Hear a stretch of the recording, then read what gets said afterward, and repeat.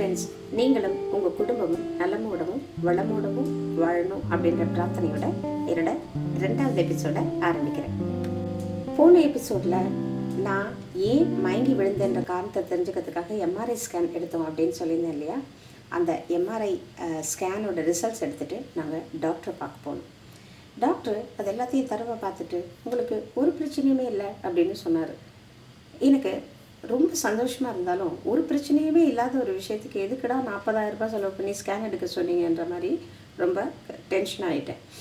அதுக்கப்புறமா அந்த டாக்டர் சொன்ன இன்னொரு விஷயம் என்ன அப்படின்னா, வேணா நீங்கள் ஒரு வாரம் ஹாஸ்பிட்டலில் தங்கி ரெஸ்ட் எடுங்க, இன்னும் சில டெஸ்ட்லாம் எடுக்கலாம் அப்படின்னு சொன்னாரே. பார்க்கணும், போதும்டா சாமி விட்டா போதும் அப்படின்னு சொல்லி அந்த ஹாஸ்பிட்டல் பக்கமே அதுக்கப்புறமா போகலை. இந்த டெஸ்ட் ரிசல்ட்ஸ்லாம் எடுத்துகிட்டு எங்களோட ஃபேமிலி டாக்டர்கிட்ட போனோம். அவர் நீங்கள் ரொம்ப ஸ்ட்ரெஸ்ஃபுல்லாக இருக்கீங்க, அதனால தான் நீங்கள் திடீர்னு விளைறீங்க, அதனால் ஒரு 6 months to 1 year உங்கள் சர்வீஸ் பிரேக் எடுத்துக்கோங்க, அதுக்கப்புறமா நீங்கள் மறுபடியும் ஜாயின் பண்ணிக்கலாம் அப்படின்னு சொன்னார். என் பையன் கட்டாயமாக நீ ரெஸ்ட் தான் எடுத்தாகணும், நீ பிரேக் எடுத்துக்கோ அப்படின்னு பயங்கரமாக இன்சிஸ்ட் பண்ணி நான் பிரேக் எடுக்க வச்சான். பிரேக் எடுக்க வச்சன்றதை விட கூட அவன் அது ஒரு ஆர்டராகவே சொல்லிட்டான், வேலைக்கு போகக்கூடாது அப்படின்னு. சரிண்ணே, வீட்டில் வேலைகள் எல்லாம் பார்த்துட்டு முதல்ல கொஞ்சம் நல்லா ஸ்ட்ரெஸ் ஃப்ரீயாக தான் இருந்தது.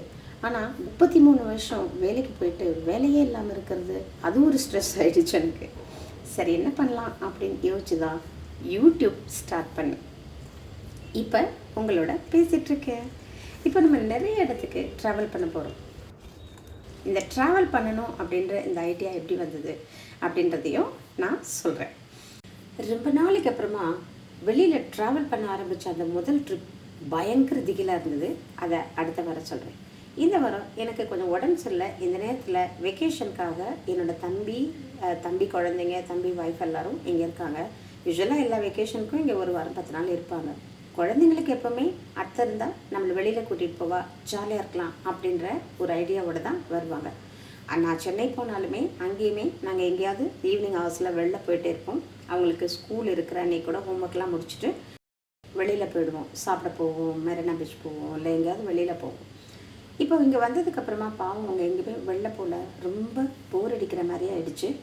அதனால் அவங்கள எங்கேயாவது வெளில கூட்டிகிட்டு போகணும் அப்படின்னு கஷ்டப்பட்டு நான் ரெடி ஆகிட்டேன். கூட்டிகிட்டு போன இடம் செம்ம காமெடியான ஒரு இடம். பெங்களூரில் எஸ்பி ரோட் அப்படின்ற ஒரு இடம்.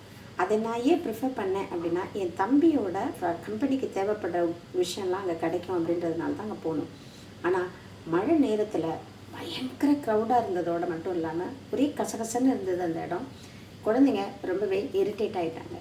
ஆனால் இந்த இடத்த நம்ம மறுபடியும் நிறைய நேரங்களில் எக்ஸ்ப்ளோர் பண்ண வேண்டியிருக்கும். ஏன்னா அவ்வளோ விஷயம் இருக்குது. இது எஸ்பி ரோட் அட்ஜசண்ட்டாக இருக்க சிக்பட் எல்லா இடத்துலையும் இந்த ஏரியாஸில் கிடைக்காத பொருட்களே இல்லை அப்படின்னு சொல்கிற அளவுக்கு ரொம்ப சீப்பான ரேட்ஸில் எல்லாமே கிடைக்குது. நாங்கள் ஃபஸ்ட்டு ஒரு எலக்ட்ரானிக் மார்க்கெட்டுக்குள்ளே நுழைஞ்சு அங்கே இந்த கம்ப்யூட்டர் ஸ்பேர் பார்ட்ஸ், அப்புறமா மெஷினரிஸ், அது எல்லாத்தையும் பார்த்துட்டு அப்படியே இன்னொரு பக்கம் போகும்போது நிறைய இந்த பேக்ஸு, நிறைய அதர் ஐட்டம்ஸ் எல்லாமே அங்கே இருந்தது. கொஞ்சம் டெக்ஸ்டைல்ஸ் எல்லாம் இருந்தது. ஆனால் டெக்ஸ்டைல்ஸ்ன்னு பார்த்தா சிக்பட் போனால் தான் டெக்ஸ்டைல்ஸ் வந்து ரொம்ப நல்லாயிருக்கும், ரொம்ப சீப்பாக இருக்கும், ரொம்ப மாடர்னாகவும் இருக்கும். நாங்கள் பெருசாக பர்ச்சேஸ் பண்ணல. நான் ஒரு குட்டியாக ஒரு ஹேண்ட்பேக் வாங்கினேன். அதை நான் ஒரு முக்கியமான இடத்துக்கு எடுத்துகிட்டு போகிறேன். அப்போது நான் அதை காமிக்கிறேன். அதை முடிச்சுட்டு இன்னொரு பக்கம் போனால் நிறைய இந்த பூஜை சாமான்லாம் விற்கிற அவ்வளோ இடம் இருக்குது. நம்ம வீட்டில் பூஜைலாம் பண்ணும்போது, ஹோமம் பண்ணும்போது நிச்சயமாக இந்த கடைகளில் இருக்கக்கூடிய நிறைய விஷயங்களை வந்து நம்ம யூட்டிலைஸ் பண்ணிக்கலாம். ரொம்ப சீப்பான ரேட்டுக்கு இது எல்லாத்தையுமே அங்கே நம்மளால் வாங்க முடியும். அவ்வளோ ஐட்டம்ஸ் இருக்குது, அத்தனையும் பூஜை சாமான். அதெல்லாம் முடிச்சுட்டு நம்ம மெயின் ரோடுக்கு வெளியில் வந்தோம். சரி, இந்த ஏரியா குழந்தைங்களுக்கு செட் ஆகாது அப்படின்றதுனால அங்கேருந்து ஒரு கேப் எடுத்துகிட்டு வேறு ஒரு முக்கியமான ரொம்ப இன்ட்ரெஸ்டிங்கான ஒரு இடத்துக்கு நாங்கள் போனோம். அதுதான் விவிபுரம் ஃபுட் ஸ்ட்ரீட். பெங்களூர்காரங்களுக்கு விவிபுரம் ஃபுட் ஸ்ட்ரீட்டை பற்றி சொல்லவே வேண்டாம். அவங்க ரொம்பவும் விரும்பி போய் ஸ்நாக்ஸ் சாப்பிடக்கூடிய ஒரு இடமா விவிபுரம் ஃபுட் ஸ்ட்ரீட் இருக்குது. ஸோ அங்கே கூட்டிகிட்டு போகலாம் குழந்தைங்கள, அவங்க அந்த ஃபுட்டை என்ஜாய் பண்ணுவாங்க அப்படின்றதுனால நாங்கள் அங்கே போயிட்டோம். ஆனால் சும்மா சொல்லக்கூடாதுங்க, என்ன மாதிரியான ஸ்நாக்ஸ், அதுவும் டேஸ்ட்டு அள்ளுது, அவ்வளோ சூப்பராக இருந்தது. ஒவ்வொரு டிஷ்ஷும் நாங்கள் சாப்பிட்ற ஒவ்வொரு ஐட்டமுமே ரொம்ப ரொம்ப சூப்பராக இருந்தது.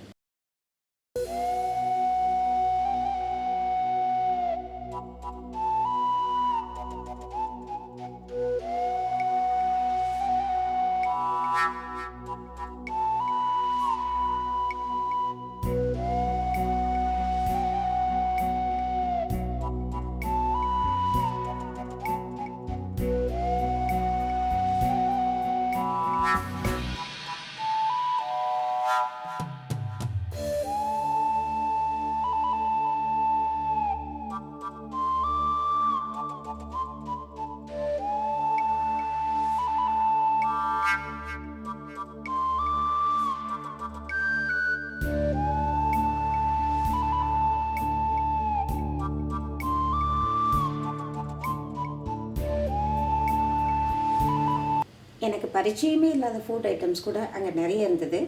நாங்கள் ஆக்சுவலாக vada pav, mushroom fried rice, masala papad, பட்டூஸ்.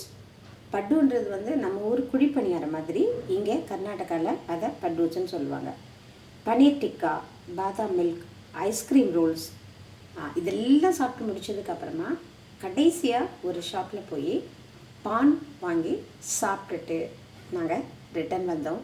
ரொம்ப ரொம்ப ஹாப்பியாக இருந்தது. குழந்தைங்களுமே ரொம்ப ரொம்ப என்ஜாய் பண்ணாங்க.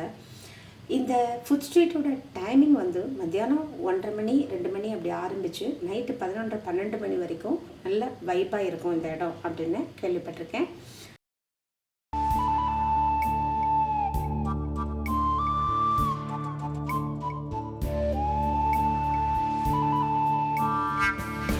ரெண்டாவது ரொம்ப முக்கியமான ஒரு விஷயம் என்ன நோட் பண்ணணும் அப்படின்னா, இந்த ஃபுட் ஸ்ட்ரீட்டில் இருக்க ஹைஜீன் எல்லாமே ரொம்ப சுத்தமாக ப்ரிப்பேர் பண்ணுறாங்க.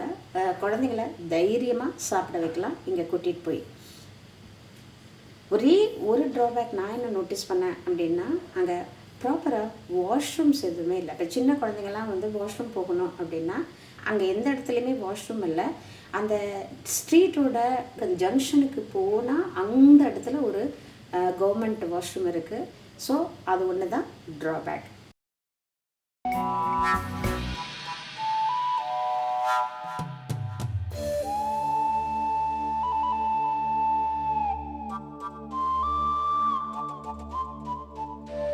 மற்றபடிக்கு விழுப்புரம் ஃபுட் ஸ்ட்ரீட் சூப்பர். நீங்களும் போய் சாப்பிட்டு என்ஜாய் பண்ணுங்கள். நீங்கள் ஒருவேளை பெங்களூர் வரீங்க அப்படின்னா கட்டாயமாக ஒரு ஈவினிங்கை இந்த ஃபுட் ஸ்ட்ரீட் போகிறதுக்கு ரிசர்வ் பண்ணி வச்சுக்கோங்க.